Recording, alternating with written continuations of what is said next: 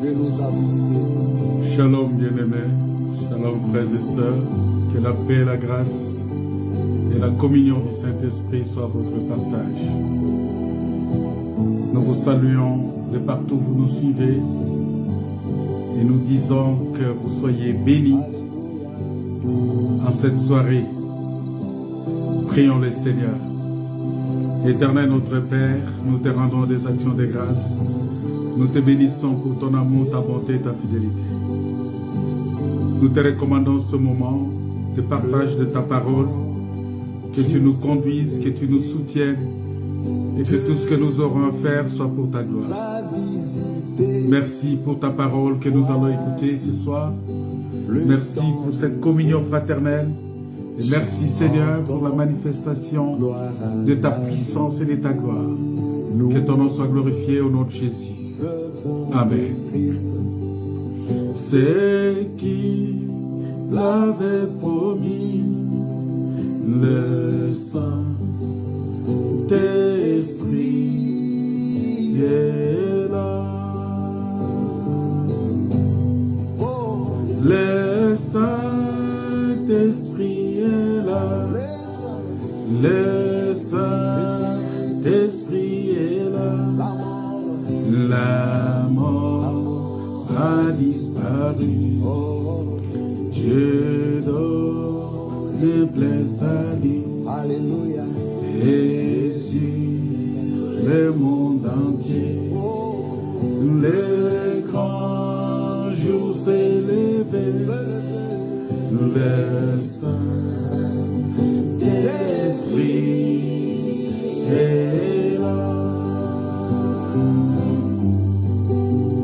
Lorsqu'il Hérité s'enfuit, la lumière a jailli, chasseur de cœur troublé, oui, toute crédulité, car Christ, le roi des rois, répand l'esprit de foi, le Saint-Esprit est là. Le Saint-Esprit est là. oh les saints, Le Saint-Esprit est là. est là.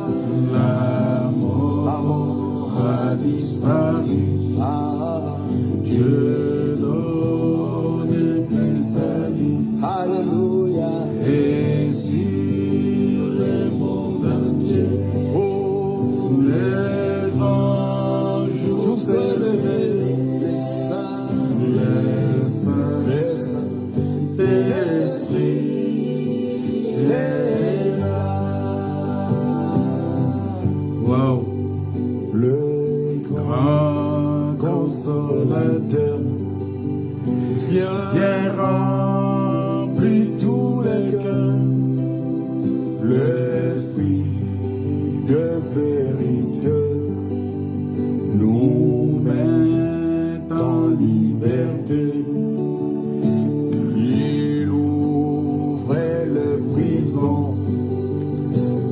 répand la guérison. Le Saint-Esprit est là. oh, Le Saint-Esprit est là. les saints, Le Saint-Esprit est là. la mort La mort a disparu. a disparu. Dieu donne plein salut. Alléluia. Et sur le monde entier, Oh, le grand jour s'est levé. le saint, Le le saint, Saint-Esprit l'esprit. est là. Alléluia, le Saint-Esprit est là. Les rages J'étais chantent chanteur de la liberté. à Christ, tout accompli. Il a donné l'esprit. Voyez trembler l'enfer, car dans tout l'univers, le Saint-Esprit est là. Encore une fois, que toutes les terres, Que tout le racheté chante la liberté. Christ a tout accompli. Il a donné l'esprit. Voyez trembler l'enfer, le diable tremble. car dans tout l'univers, le Saint-Esprit est là.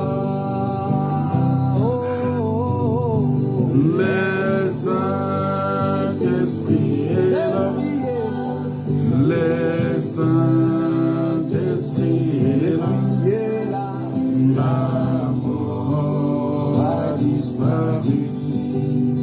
Dieu donne plein salut. Alléluia. Et sur le monde entier, le grand jour s'est levé. Le Saint, Le Saint-Esprit est là. Shalom bien-aimés, que la paix, la grâce et la communion du Saint-Esprit soient votre partage. Que Dieu vous bénisse de partout où vous nous suivez et que Dieu vous soit très très favorable parce qu'il est notre Dieu, il est notre Seigneur, il est le roi des rois, il est le Dieu tout-puissant, il est celui qui dit une chose et la chose arrive. Voilà les raisons pour lesquelles nous devons lui rendre des actions de grâce sont multiples. Et si nous nous retrouvons encore en ce moment, c'est parce que Dieu nous aime, c'est parce que il nous aime et il veut que nous soyons réellement ses enfants, nous soyons réellement participants de la nature divine.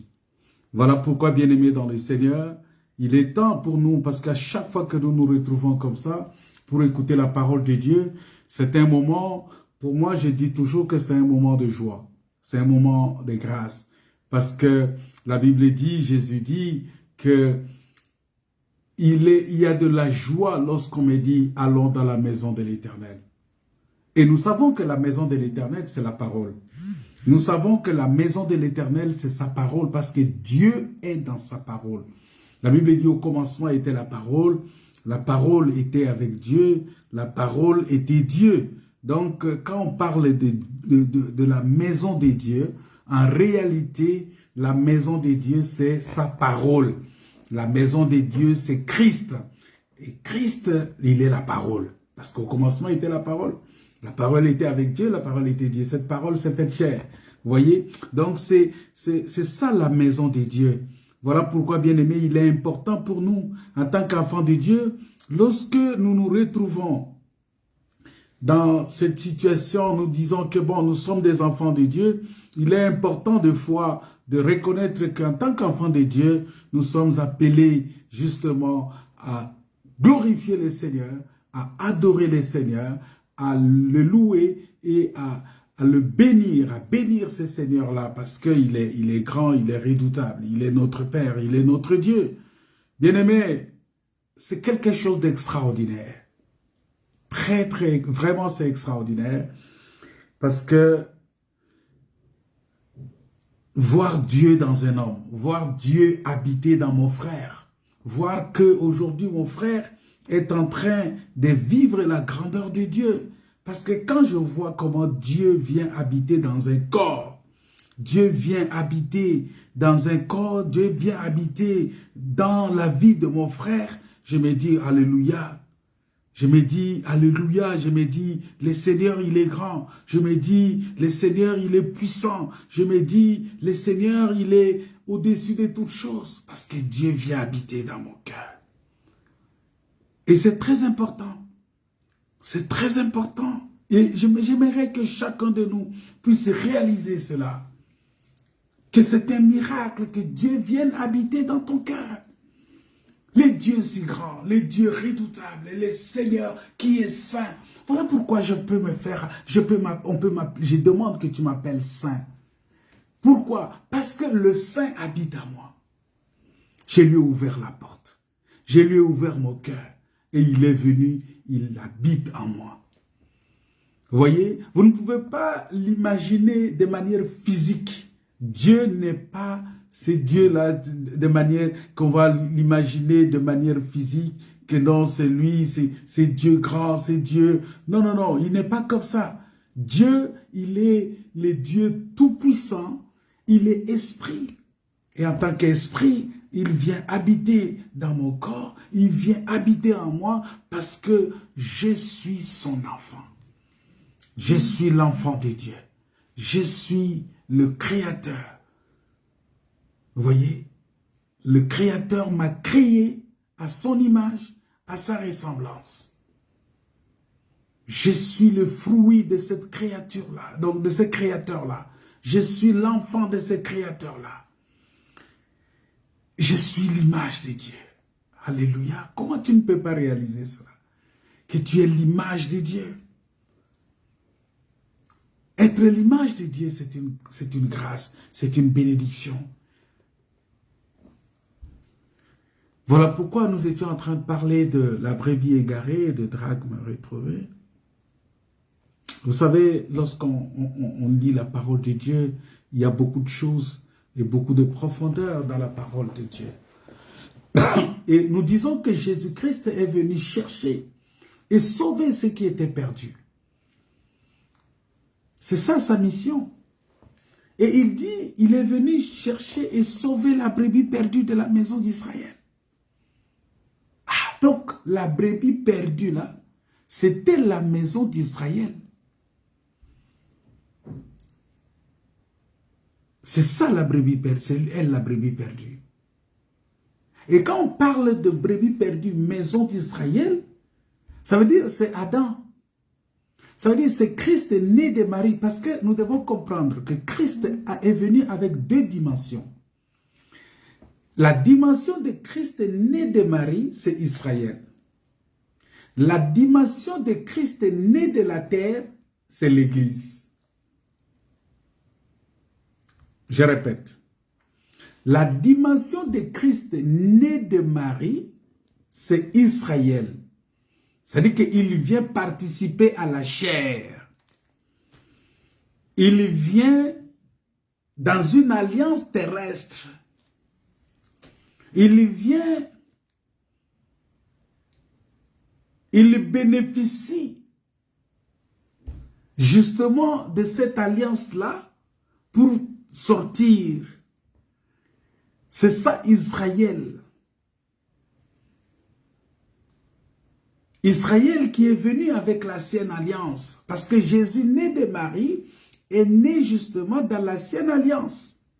Mais Jésus, né de la terre, il est né de la nouvelle alliance.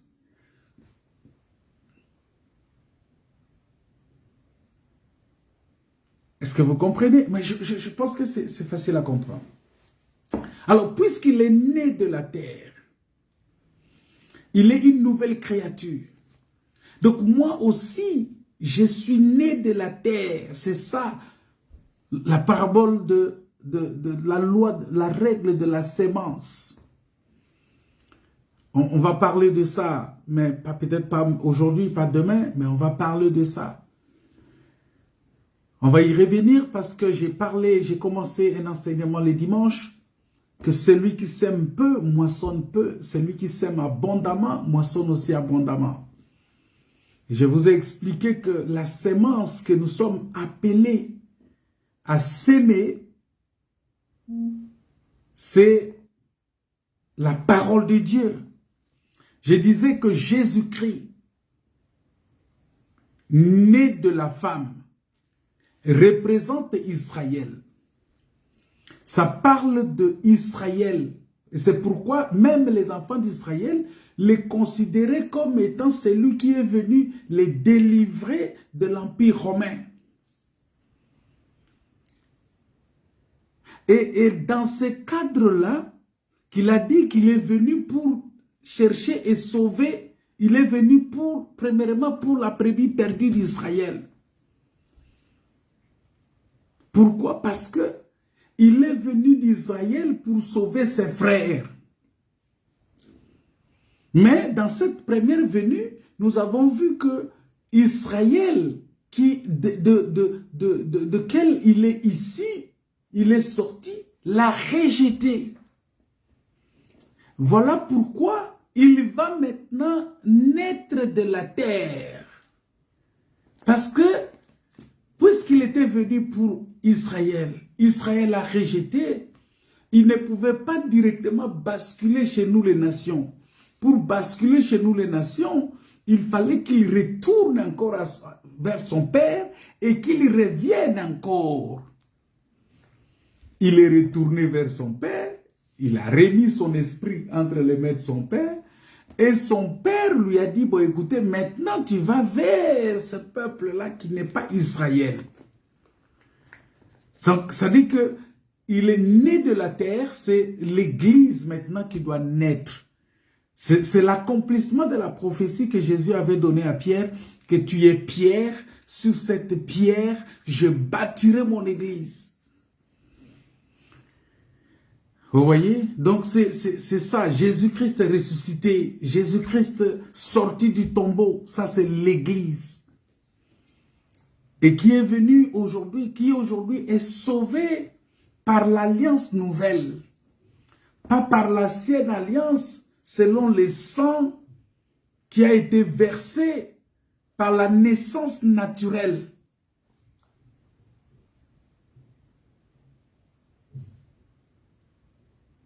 Et aujourd'hui, Jésus-Christ est né de la terre par le sang qui est versé sur la croix. Parce que c'est le sang qui est versé sur la croix qui a fait germer ce Jésus-là de la terre.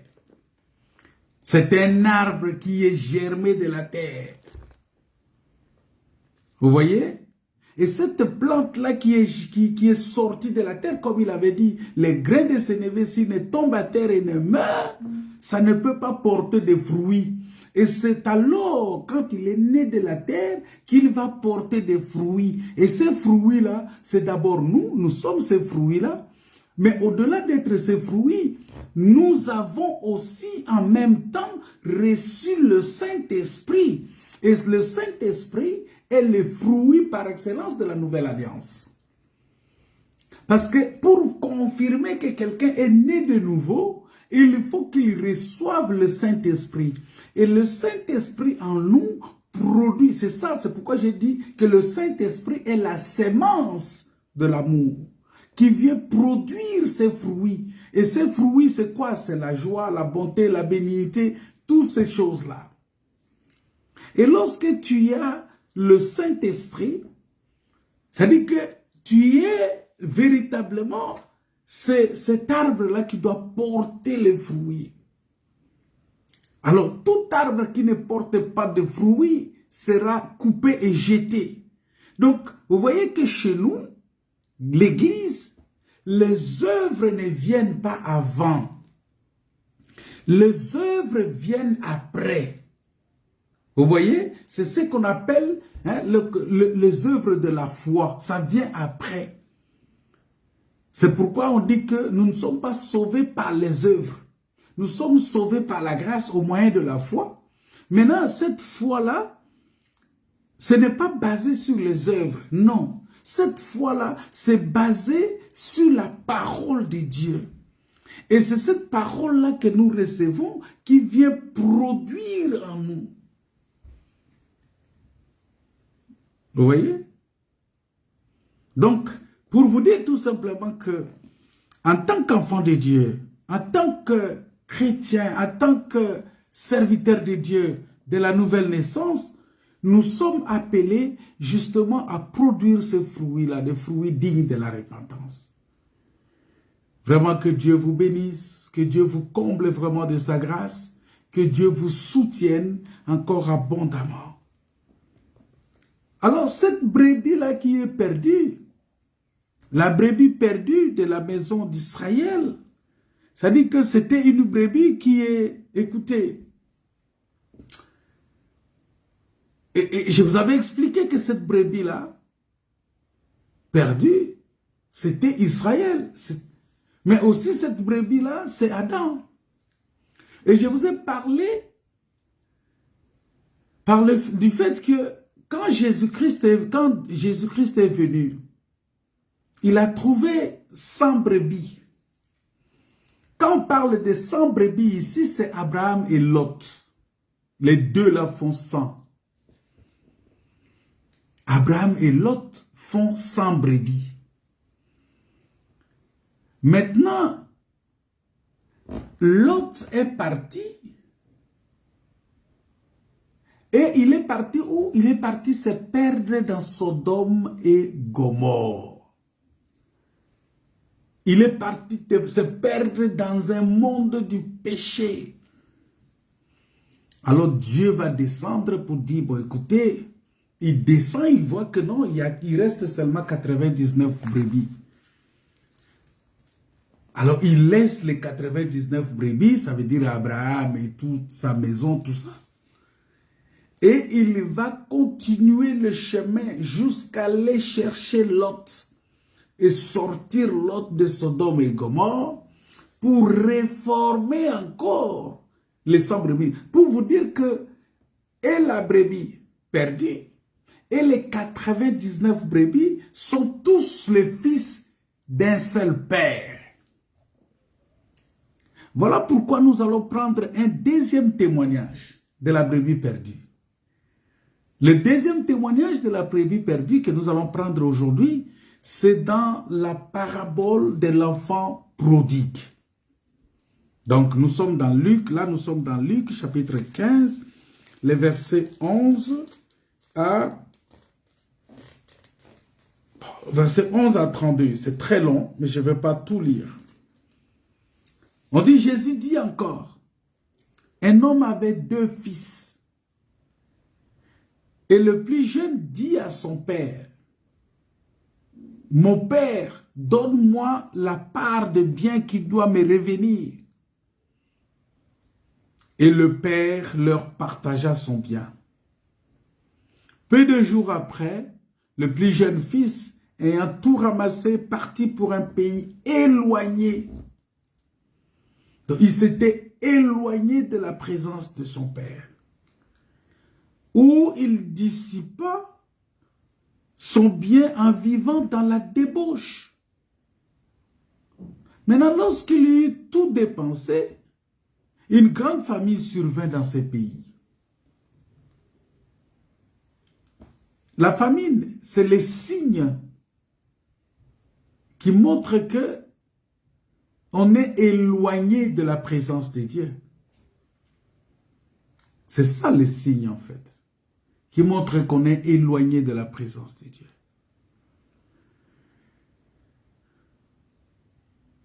Il a vécu dans la débauche.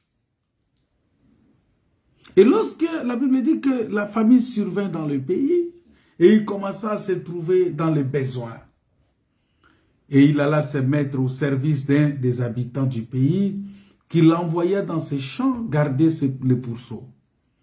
Il aurait bien voulu se rassasier de carouges que mangeaient les porceaux, mais personne ne lui en donnait. Étant rentré en lui-même, il s'est dit, ah, combien de mercenaires chez mon père ont du pain en abondance. Et moi ici, je meurs de faim. Non, je me lèverai, j'irai vers mon père. J'aimerais que tu prononces cette phrase-là. Je me lèverai et j'irai vers mon père. Je me lèverai. Quel courage, quelle décision. Et j'irai vers mon père. Je me réveillerai. Je me lèverai et j'irai vers mon père.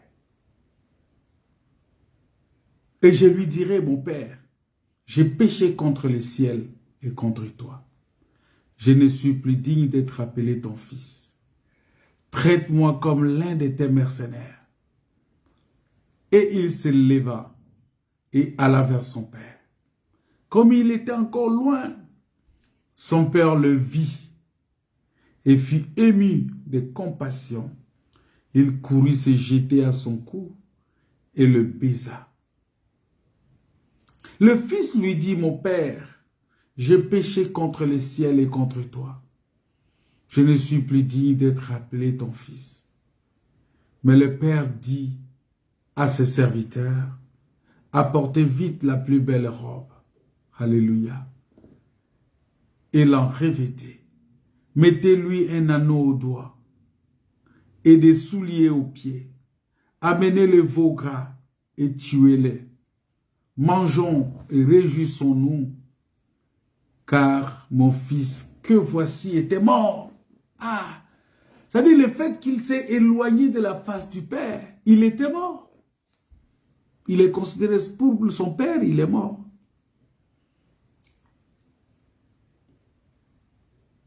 Il était mort et il est revenu à la vie. Il était perdu et il est retrouvé. Voilà la brebis retrouvée. Brebis perdue, brebis retrouvée. Et ils commencèrent à se réjouir. Je peux m'arrêter là pour aujourd'hui, dans cette lecture-là. Bien-aimé, cette parabole ici est complètement liée aux deux précédentes, parce que la brebis égarée et la drachme perdue. Quand vous lisez ça, dans le texte que nous avons vu la semaine passée, vous allez voir que dans ces trois paraboles, on voit l'action d'un amour, de l'amour du Père ou de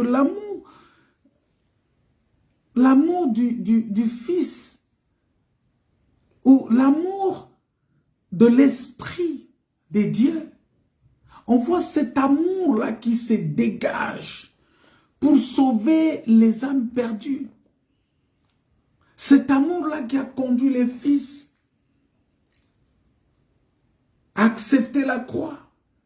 Cet amour-là qui a conduit le Père à envoyer le Fils.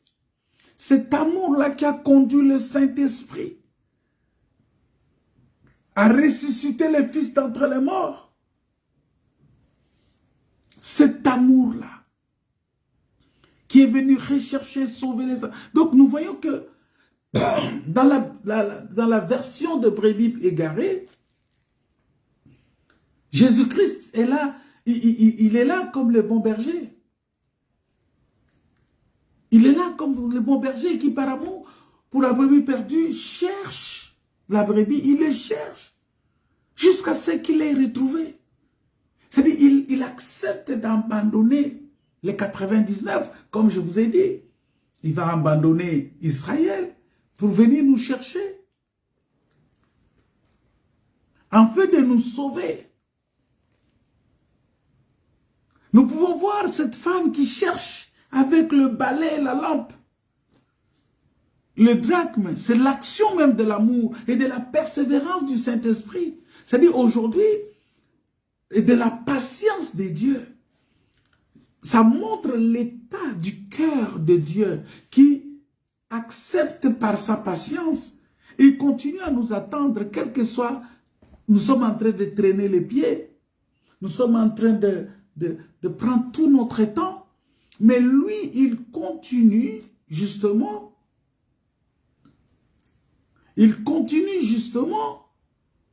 à nous attendre. Il continue justement à espérer de notre salut. Il continue justement à croire que nous devons être sauvés.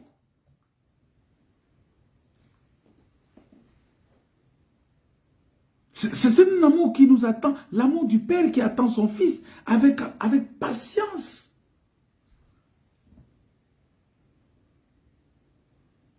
Et c'est comme ça que nous allons voir dans cette histoire de ce fils qui est égaré d'un père et d'un père qui attend avec beaucoup de patience son retour. Et nous voyons que c'est quelque chose qui est que nous devons comprendre et que nous devons connaître. En tant qu'enfants de Dieu, nous devons savoir que mais, ici, le Père est en train de se manifester au milieu de nous. Le Père est en train de nous montrer sa grandeur. Le Père est en train de nous montrer sa bonté. Le Père est en train de nous montrer combien il est bon pour nous. Alors, cet enfant-là, qu'est-ce qui s'est passé?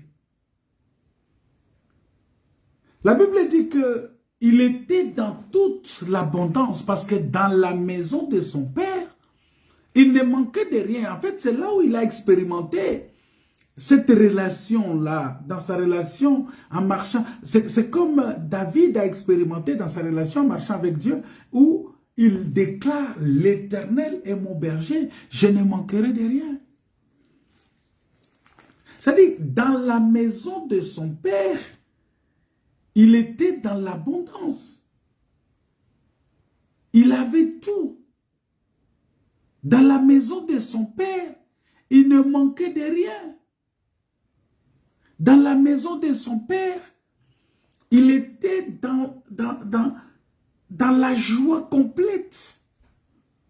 Il avait tout ce qu'il pouvait.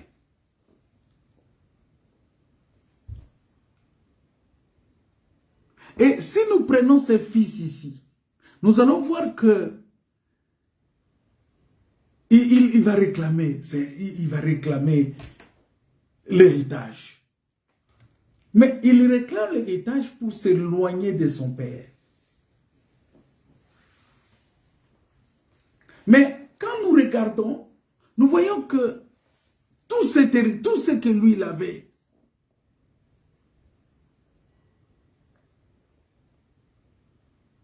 c'était de l'abondance. La Bible dit dans Ésaïe chapitre 53, verset 6, que nous étions tous errants, comme des brebis, et chacun, nous suivons notre propre voie. Vous voyez, ça dit que ce fils-là est devenu une brebis ici. Il voulait suivre sa propre voie. Et nous voyons premièrement, l'abondance qui est dans la maison du Père. Il avait tout, cet enfant, pour être heureux. Et la Bible dit que nous avons été créés pour Dieu, en fait de vivre pour lui, d'être en communion avec lui, de vivre dans l'harmonie, dans la paix, l'abondance, le bonheur. Et nous étions, le Seigneur a fait tout, que nous soyons dans la pleine satisfaction. Et c'est ce que Dieu a fait avec Adam. Adam qui a été créé par Dieu, créé selon la ressemblance de Dieu, créé à l'image de Dieu. Et quand Dieu l'a créé, Dieu lui a tout donné. Il était dans l'abondance. Il avait tout ce dont il avait besoin. Il avait de l'autorité, du pouvoir sur toute la création. Parce que Dieu dit ceci, dans Genèse 1, verset 28. Il dit, soyez féconds, multipliez et remplissez la terre, et l'assujettissez. Vous voyez, l'assujettissez et dominez sur les poissons de la mer, sur les oiseaux du ciel et sur tout animal qui se met sur la terre. Vous voyez? Donc, on lui donne le pouvoir dans le ciel, sur la terre et sous la terre. Parce que les eaux sont sous la terre. Est-ce que vous savez ça? Les eaux sont sous la terre. Et lui, il a le pouvoir sur tout ce qui est dans les eaux, sur tout ce qui est sur la terre et sur tout ce qui est dans le ciel. C'est-à-dire, l'homme avait ce pouvoir-là. Adam. Et vous allez remarquer que ce pouvoir-là, c'est le pouvoir, normalement c'est le pouvoir de Christ.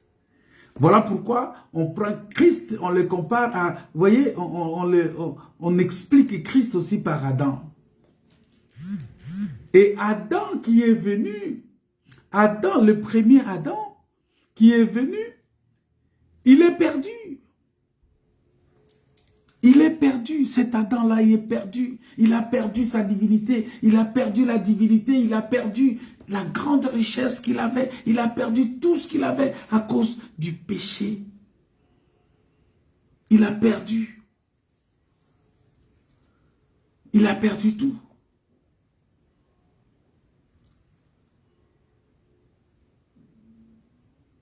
Et puisqu'il a perdu toutes ces choses-là, il fallait maintenant que Adam puisse que Christ vienne comme aussi Adam.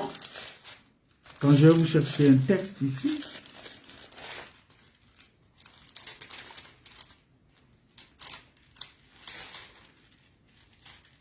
Dans Psaume chapitre 84. Parce que c'est le texte qui va nous aider à expliquer.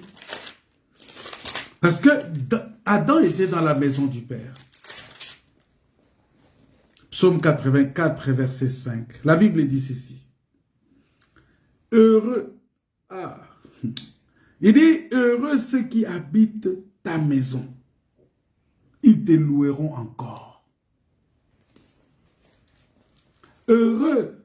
Psaume 84, le verset 4. Psaume 84, le verset 5, pardon, verset 5. Psaume 84, le verset 5. La Bible dit, heureux ceux qui habitent ta maison. C'est-à-dire que tous ceux qui habitent dans la maison de Dieu, c'est comme Psaume... Attends, je vais retrouver encore un autre texte. Psaume 36, on prend encore Psaume 36. La Bible dit ceci. Psaume 36, attends, verset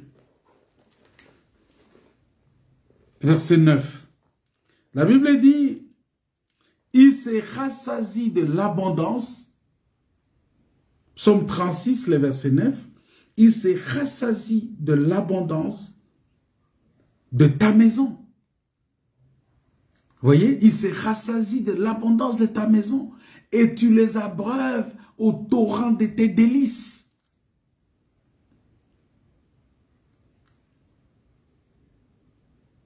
Il dit, il se rassasie de l'abondance de ta maison et tu les fais boire au torrent de tes délices. Car auprès de toi est la source de vie.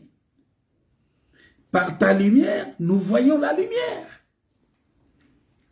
C'est-à-dire que dans la maison du Père, il y a l'abondance. C'est dans la maison du Père qu'il y a l'abondance. Et la Bible dit, heureux ceux qui habitent dans ta maison. Bien-aimés dans le Seigneur. Heureux ceux qui habitent dans la maison de Dieu. La maison de Dieu ici, c'est Christ. Si quelqu'un est en Christ, il doit être heureux. Pourquoi? Parce qu'en Christ, il y a l'abondance. La Bible dit que ceux qui habitent ta maison, ils peuvent te célébrer encore.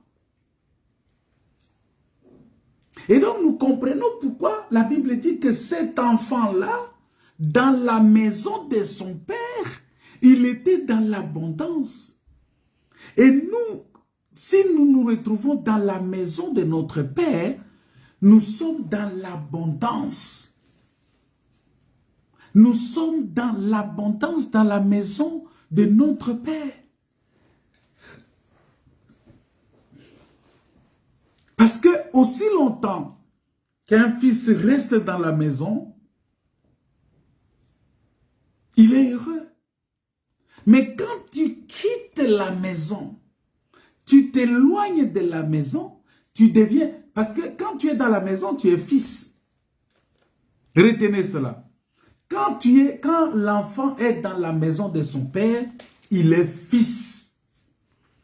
Mais quand il quitte la maison de son père, il n'est plus fils, hein, il devient esclave. Tu n'es plus fils. Quand tu es dans la maison de ton père, tu es fils. Parce que tu as l'abondance. Tu es respecté. Les travailleurs de ton père vont t'honorer, vont te respecter. On va voir qui sont ces mercenaires-là. Qui sont ces travailleurs qui travaillent dans la maison de son père. Parce que Christ aujourd'hui, qui est venu chercher les brebis, il a mandaté le travailleur. Parce que vous devez savoir que en Christ, il n'y a pas de chômage. Et en Christ, on est sauvé pour servir. C'est-à-dire que quand tu es sauvé, quand tu crois au Seigneur Jésus, tu crois au Seigneur, tu es sauvé pour servir.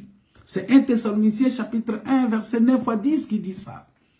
Qu'on raconte à notre sujet quel accès nous avons eu auprès de vous et comment vous vous êtes convertis à Dieu pour servir. C'est-à-dire, on ne peut pas se convertir à Dieu et rester sans service. C'est ce que Jésus a reproché aux ouvriers de la 11e heure. Il est venu les trouver. Il dit, mais pourquoi vous êtes restés toute la journée sans rien faire?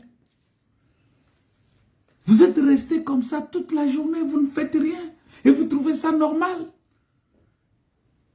Vous êtes restés comme ça sans rien faire. Non, ça ne se passe pas. Ça ne peut pas passer comme ça. Vous ne pouvez pas rester là sans rien faire. Il faut entrer dans la vie et commencer par travailler.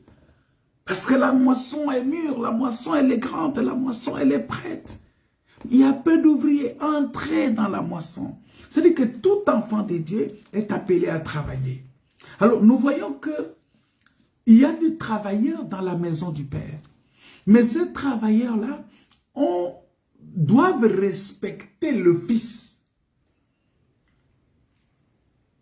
Voilà pourquoi vous allez remarquer que, comme j'ai dit, que quand le Fils, on est fils quand on est dans la maison de son Père. Mais quand on quitte la maison de son Père, on devient esclave. Je donne un exemple avec Joseph. Vous allez voir Joseph, il est dans la maison de son père, il était fils bien-aimé de son père. Bien-aimé de son père, il était le fils, le père lui a donné une tenue bigarrée, tout ça. Il était le fils. Mais le jour où Joseph a quitté la maison de son père, Joseph est devenu automatiquement esclave en Égypte. Et c'est la même chose avec Christ.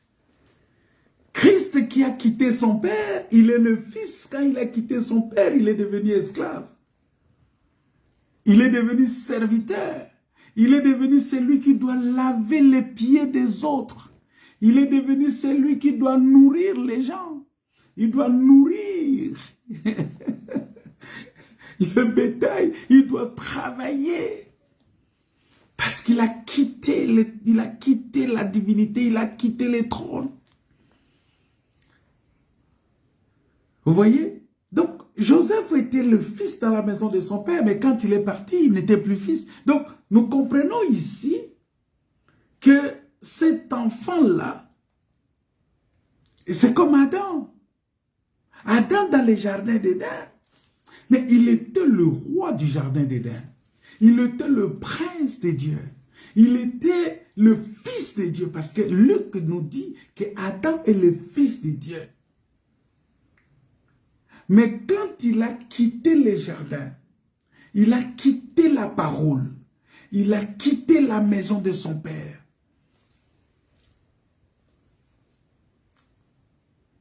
Il est devenu esclave. Vous voyez, c'est pourquoi, bien-aimé dans le Seigneur, lorsque nous quittons la maison, lorsque nous nous éloignons de Dieu,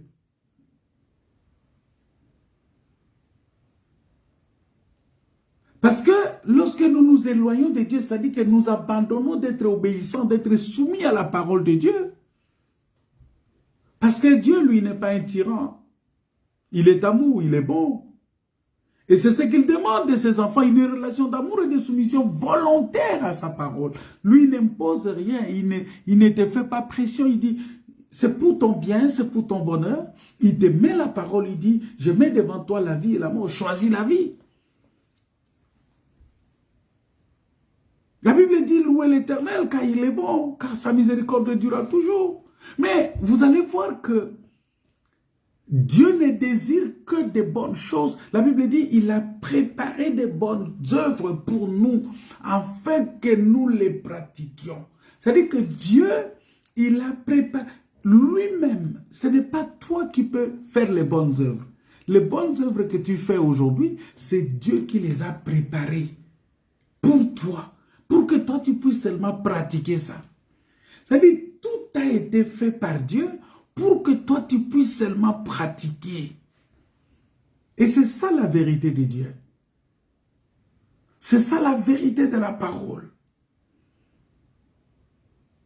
Mais pourquoi tu t'éloignes de Dieu? Comment on peut s'éloigner de Dieu? On s'éloigne de Dieu lorsque on ne peut plus être en mesure de lire la parole de Dieu. On est éloigné de Dieu. On s'éloigne de Dieu lorsqu'on ne peut plus participer à la communion fraternelle.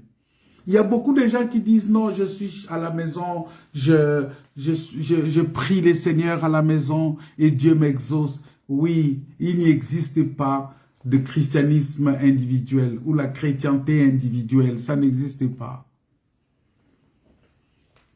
La Bible dit deux valent mieux qu'un. Si la chrétienté individuelle était possible, l'eunuque éthiopien n'allait pas quitter l'Éthiopie pour venir jusqu'à Jérusalem pour adorer.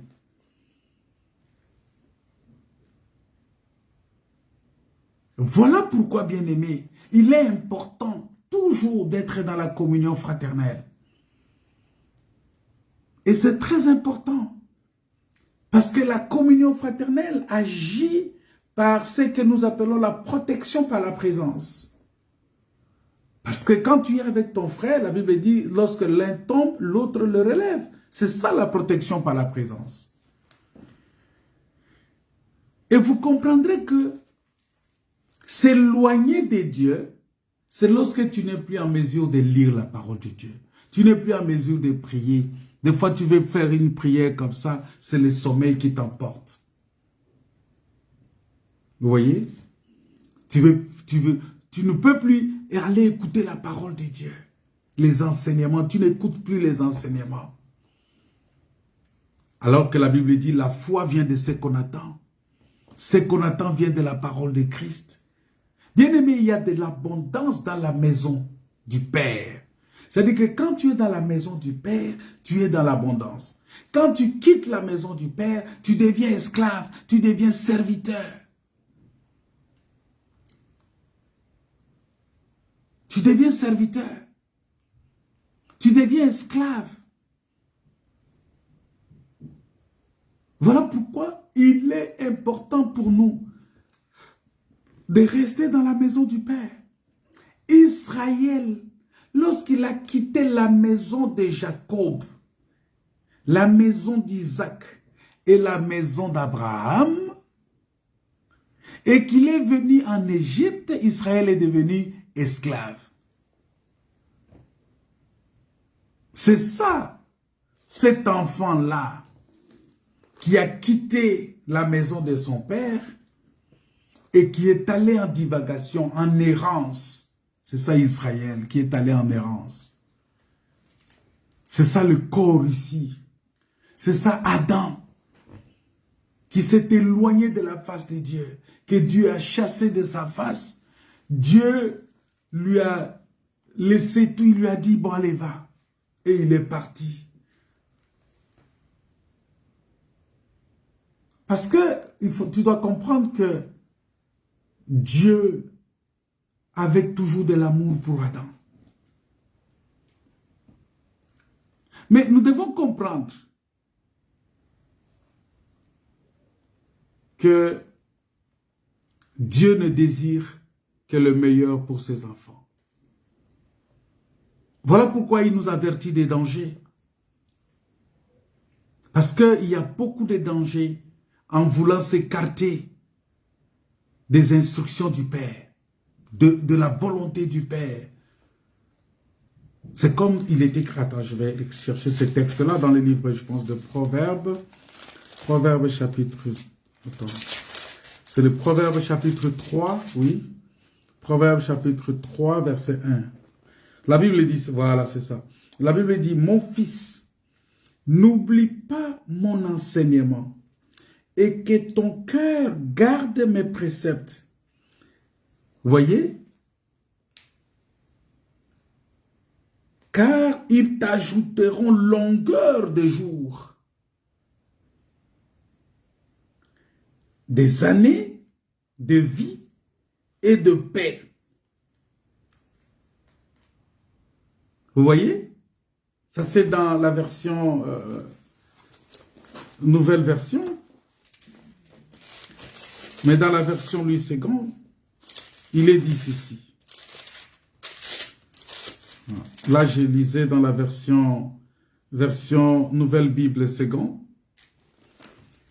Mais dans la version Louis II, il dit, écoute l'instruction de ton père et n'oublie pas mes enseignements et que ton cœur garde mes préceptes, car ils prolongeront les jours et les années de ta vie et ils augmenteront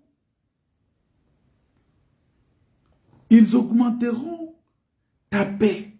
En d'autres termes, si tu te détournes, parce que ça veut dire quoi? Si tu te détournes de la parole de Dieu, tu te détruiras. Tout celui qui se détourne de la parole de Dieu se détruit. Parce que c'est la même chose que Dieu a dit à Adam. Il dit, c'est lui qui pêche, mourra. C'est lui qui mange de ceci, mourra. Et c'est cela, le péché.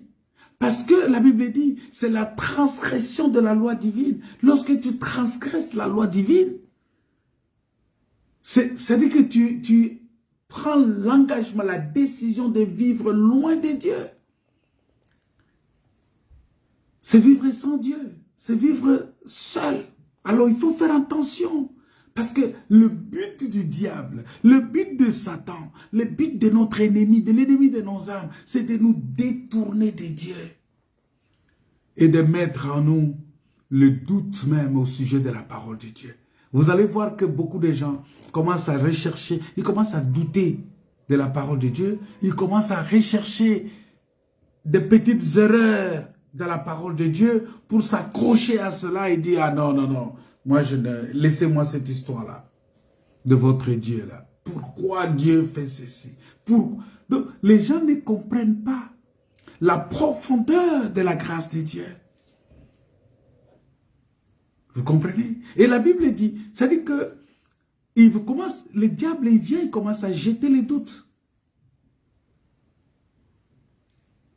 C'est comme le diable a fait avec Adam, en posant une simple question, Dieu a-t-il réellement dit? Ça dit qu'en posant cette question-là, il jette les doutes. Et c'est ça le plan de l'ennemi. C'est pour chercher justement à t'éloigner de Dieu. Voilà pourquoi la Bible dit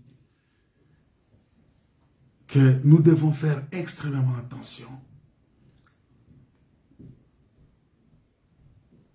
Nous devons faire extrêmement attention. Parce que s'éloigner de Dieu, c'est quelque chose de très, très, très dangereux. Et la Bible dit que cet enfant-là est allé dans un pays lointain, qui n'est rien d'autre que qui est la perdition. C'est-à-dire qu'en allant dans un pays lointain, c'est-à-dire qu'il s'éloigne même de la Bible dit, c'est pourquoi quand tu te retrouves dans un pays lointain, quand tu t'éloignes de la face de Dieu, on avait vu déjà dans Proverbe qu'il y a de l'abondance dans la présence de Dieu. L'abondance dans la maison de Dieu. Quand tu quittes la maison de Dieu, tu n'as plus cette abondance-là.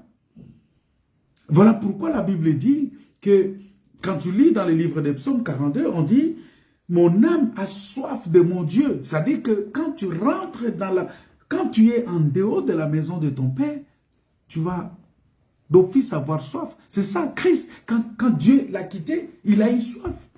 Il a dit, j'ai soif. Pourquoi? Parce que Dieu l'a quitté. Agar, quand elle a quitté la maison d'Abraham, elle a eu soif. Ce n'est pas bon de quitter la maison du Père. Ce n'est pas bon. Voilà pourquoi il faut faire attention avec les diables. Vous savez, les diables ont des subtilités comme pas possible. Vous voyez, il vient, il dit alors, mais approche-toi, regarde cet arbre-là, regarde bien les fruits. Il dit, mais fruits de l'arbre, regarde bien. Il n'est pas du tout mauvais. C'est pas du tout mauvais, au contraire. Il est bon à manger, agréable à la vue. Il est précieux pour ouvrir l'intelligence. Ah, mais si tu veux, tu peux avoir beaucoup mieux que ce que Dieu t'accorde. Vous voyez, le diable, il a des subtilités. Voilà pourquoi il faut faire attention. Car avec Dieu, peut-être tu n'es pas vraiment libre, tu vois. Votre pasteur là, il est trop dur, il enseigne des choses très compliquées, difficiles à comprendre. Tu ne peux pas faire tout ce que tu désires, parce que c'est comme si tu étais dans une prison. Parce qu'on t'impose beaucoup de lois. C'est ça. Vous voyez, c'est comme ça les diables viennent travailler dans la tête des gens.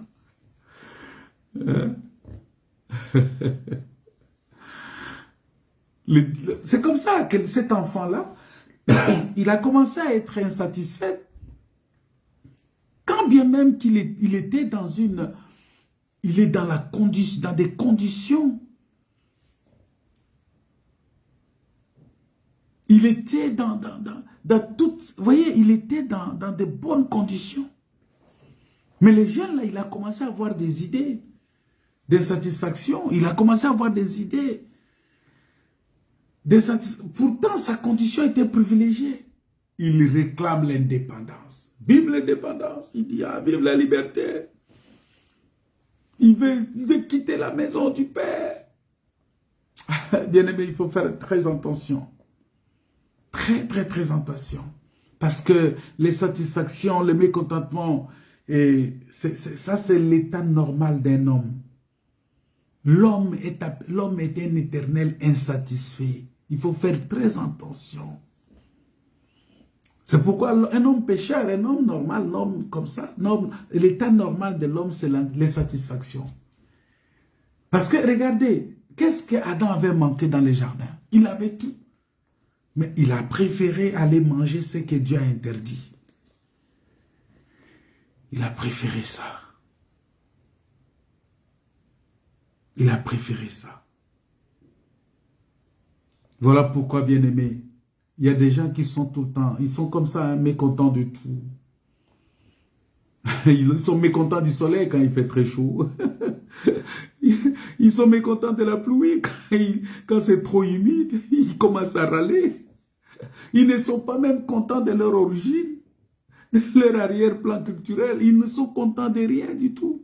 Ni de leur couleur de peau, ni de leur situation professionnelle. Ils prient pour le travail, ils trouvent du travail, ils disent non, non, non, je n'aime pas ce travail-là, je vais abandonner, je vais aller chercher encore ailleurs.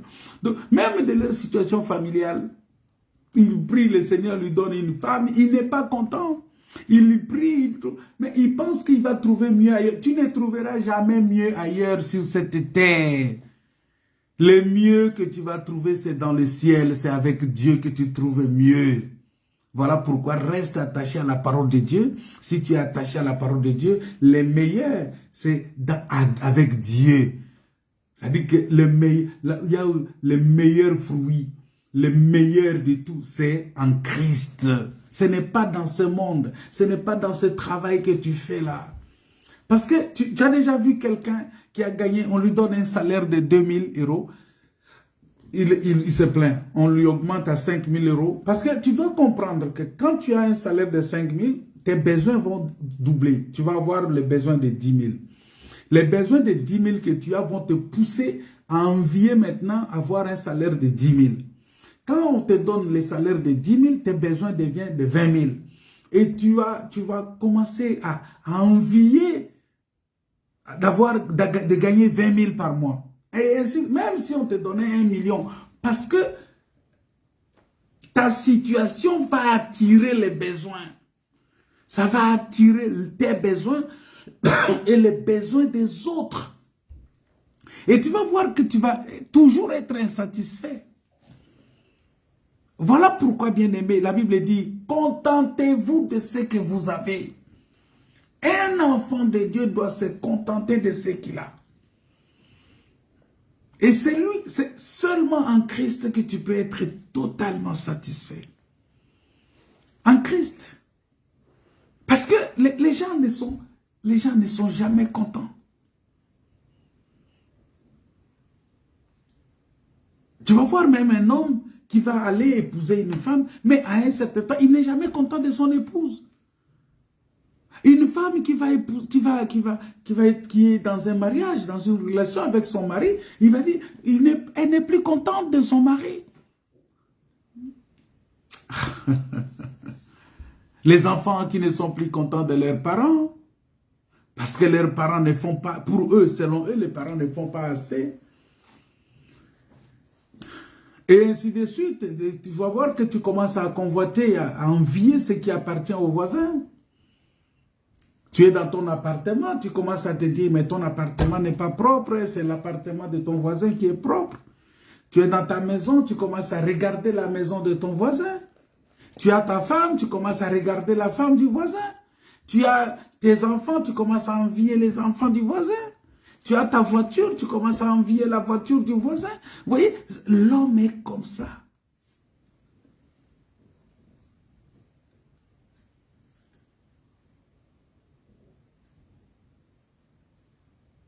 L'homme est toujours comme ça. C'est comme il y a un adage qui dit que l'herbe est toujours plus tendre et meilleure de l'autre côté de la barrière. Vous connaissez cet adage-là, j'espère.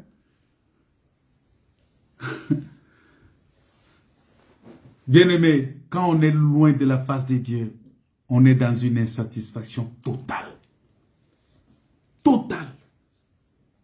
Voilà pourquoi Dieu nous dit dans Ésaïe chapitre 55, verset 2, il dit, pourquoi pesez-vous de l'argent pour ce qui ne nourrit pas? Pourquoi travaillez-vous pour ce qui ne rassasie pas? Écoutez-moi donc, Ésaïe 55, verset 2. Écoutez-moi donc, et vous mangerez ce qui est bon, et votre âme se délectera des mets succulents. Prêtez l'oreille et venez à moi, écoutez, et votre âme vivra. Nous dépensons beaucoup pour ce qui ne rassasie pas, pour ce qui ne nourrit pas. C'est pourquoi Jésus, quand il est venu, il dit, l'homme ne vivra pas de pain seulement, mais de toute parole qui sort de la bouche de l'Éternel. Voilà pourquoi il est important, bien-aimé. Ne t'éloigne pas de Dieu, parce que loin de Dieu, tu vas... C'est pourquoi, même pour nous, enfants de Dieu, nous devons faire très attention de ne pas tomber dans cet esprit d'insatisfaction. Il faut vraiment faire très attention. Tu vas dire, mais comment ça? Oui, comment ça? Eh bien, tout simplement, en nous laissant entraîner et contaminer par ceux qui nous entourent. Parce que, vous savez, l'influence de ceux qui sont autour de toi, de ceux qui t'entourent, de ceux qui sont autour de toi, ça peut t'impacter négativement. Et ça te pousse à aller te jeter dans les bras du diable. À dire, bon, écoutez, je vais aller. Parce que plus souvent, les circonstances nous poussent souvent à prêter oreille à la voix du diable. Ça dépend des circonstances dans lesquelles tu te trouves. Des circonstances financières désastreuses, les circonstances de maladie, les circonstances, quelles circonstances de trahison, les circonstances de la vie professionnelle difficile. Et tu vas voir que lorsque tu te retrouves dans ces genres de circonstances, le diable est prêt à utiliser ton environnement pour te pousser dans les bras du diable. Voilà pourquoi il faut faire très attention. Il faut faire très attention. Parce que le diable veut toujours nous faire croire que Dieu n'est pas si bon que cela. C'est ça le plan du diable. Et cet enfant-là, malgré qu'il était dans la maison de son père, pour lui, il se disait, non, ce n'est pas bon ici. Quelle que soit l'abondance dans laquelle il se trouve, il dit, ce n'est pas bon ici.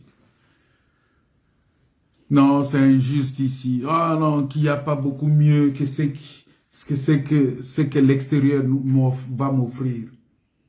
Pour lui, vous voyez que c'est comme ça. Beaucoup de gens aujourd'hui, ils pensent que le diable peut mieux lui offrir que ce qu'il gagne, ce que Dieu lui donne honnêtement. Voilà pourquoi quand les gens préfèrent entrer dans la politique pour devenir des magouilleurs,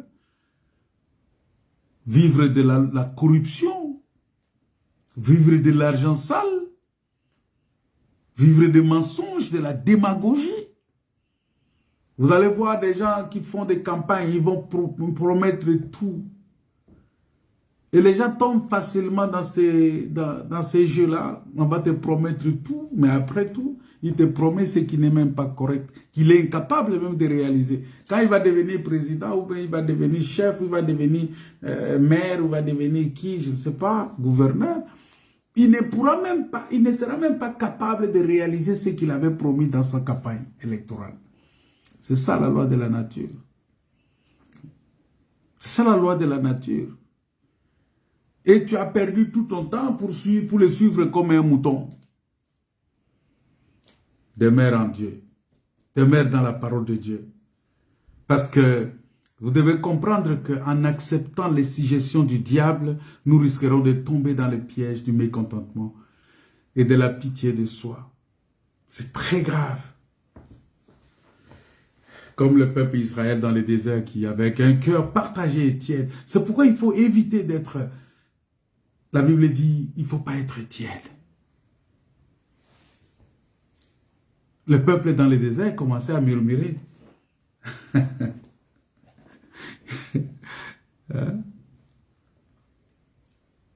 Le peuple dans le désert a commencé à murmurer en disant, la voix du Seigneur n'est pas droite, elle n'est pas juste, elle n'est pas normale. Attends, je vais lire ce texte, je vais chercher ce texte-là. Vous allez voir que, non mais, Dieu est terrible. Nous avons un Dieu puissant, bien-aimé. Restons attachés à Dieu. Vous voyez? Restons vraiment attachés à la parole de Dieu, c'est très important. Je ne sais pas si je vais retrouver ça, mais bon, si je ne retrouve pas, je vous donnerai ça prochainement. Ah, voilà, c'est ça. Ézéchiel chapitre 33, verset 17. La Bible dit ceci. Les gens de ton peuple disent, la voix du Seigneur n'est pas au point. C'est leur voix qui n'est pas au point. Vous voyez? Si le juste revient de sa justice et agit injustement, il en mourra. Si le méchant revient de sa méchanceté et agit selon l'équité et la justice, il vivra à cause de cela. Et vous dites, vous, Israël, la voix du Seigneur n'est pas au point. Je vous jugerai, chacun selon ses voies, maison d'Israël. Vous voyez? Ah, la parole de Dieu. Hein? Je suis allé jusqu'au verset 20. Vous voyez? Et ils vont dire, nous avions quand même mieux en Égypte. Hein? Nous nous souvenons des poissons que nous mangeons, qui ne nous coûtaient rien. Des concombres, des melons, des poireaux, des oignons, des ail, de l'ail. Maintenant, notre âme est desséchée, plus rien. Nos yeux ne voient que la manne. Vous voyez? Dieu leur donne la manne, mais ils se plaignent. Selon Nombre, chapitre 11. Vous voyez? Et jusqu'à pousser le peuple à murmurer, parce que c'est ça le plan du diable. Le peuple va murmurer contre Dieu. Dans Nombre chapitre 21, verset 5. La Bible dit que le peuple parla contre Dieu et contre Moïse. Il dit, pourquoi vous avez-vous fait monter hors d'Égypte pour que nous mourions dans le désert? Car il n'y a point de pain, il n'y a point d'eau, et notre âme est dégoûtée de cette misérable nourriture. Regardez. Regardez la nature de l'homme. C'est ça. En d'autres termes, ils disent que la voie du Seigneur n'est pas droite. Et c'est ce qui est arrivé pour ce jeune homme-là. Le diable, le tentateur lui a dit, chez ton père, tu n'es pas libre. Tu ne peux pas t'épanouir. Tu es esclave. Mais comment quelqu'un peut être esclave dans la maison de son père? Mais c'est ce que le diable lui a mis dans la tête. Tu ne peux pas faire ce que tu veux. Et souvent, c'est ce qui nous arrive. Nous avons souvent des pensées qui nous arrivent. Ah non, chez Dieu, là, ça traîne. Chez Dieu, ça n'avance pas. Chez Dieu, il faut, non, il faut prendre les raccourcis. Non, ça fait longtemps que je suis dans cette histoire. J'ai pris, ce Dieu-là ne m'écoute pas. Bien-aimé dans le Seigneur agit en son temps. Et Dieu, il est tellement intelligent, il sait qu'il y a des choses qu'il ne peut pas faire à un moment donné. Mais il a un temps prévu pour faire ça. Toi, ce que tu fais, c'est de persévérer seulement. Mais regardez cet enfant, il avait tout ce qu'il avait. Il avait tout. Mais le diable lui met dans la tête que non, dans la maison de ton père, tu ne vas pas t'épanouir. Tu es esclave, tu ne peux pas faire ce que tu veux.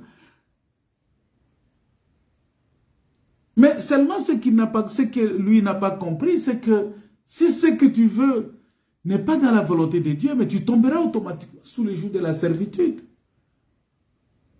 Automatiquement sous le joug de la servitude de l'autre. Parce que tu quittes la maison de ton père pour soi-disant aller, mais tu tombes sous le joug de l'autre.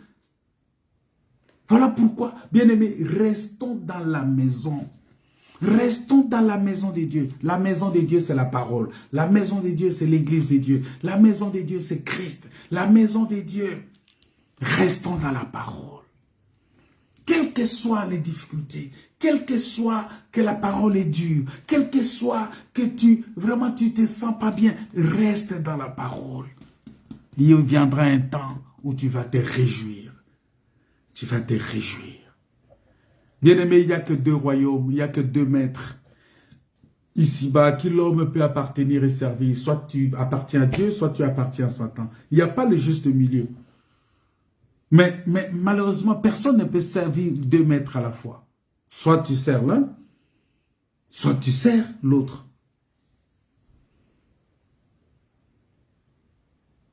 Voilà. Que Dieu vous bénisse. On va s'arrêter là pour aujourd'hui. On va continuer cette étude-là parce que c'est pas, on a juste introduit aujourd'hui. Pour vous montrer comment le monde est en train de mettre dans nos têtes que dans la maison du Père, nous sommes insatisfaits. Ça, c'est le désir de la chair qui prend le dessus. Nous devons crucifier ces désirs de la chair et suivre la parole de Dieu. Rester attaché à la parole de Dieu. Rester dans la maison du Père. Parce que dans la maison du Père, il y a de l'abondance. Nous avons lu ça avec vous. Dans la maison du Père, il y a le bonheur. Dans la maison du Père, il y a tout. Dans la maison du Père, il y a Dans la maison du Père, nous pouvons bien... La Bible dit que dans la maison du Père, il se rassasie, on se rassasie de l'abondance de ta maison. C'est dans la maison du Père qu'on se rassasie. En dehors, c'est la disette. En dehors, on tombe sous les joues de l'ennemi et facilement on peut se perdre. Voilà pourquoi, bien-aimés dans le Seigneur, il est important pour nous de comprendre cela. Et lorsque nous comprenons cela, nous allons revenir à la parole de Dieu et nous allons nous soumettre à la parole de Dieu. C'est très important. Si tu étais sorti déjà, si tu as quitté la maison du Père, Dieu te dit ce soir de revenir dans la maison. Que cette parole parle à ton cœur. Que tu reviennes en toi-même. Et que cette parole résonne dans ton cœur. Pas seulement à ton oreille, mais que ce soit à l'intérieur de toi. Pour que tu puisses comprendre que non, dans la maison de mon Père, je ne manquerai de rien. Je ne manquais de rien. Et que ici, je commence à manquer même des choses que même les mercenaires qui sont dans la maison de mon Père ne manquent pas. Non, je dois retourner. Retourner dans la maison de ton Père. Retourner dans la parole.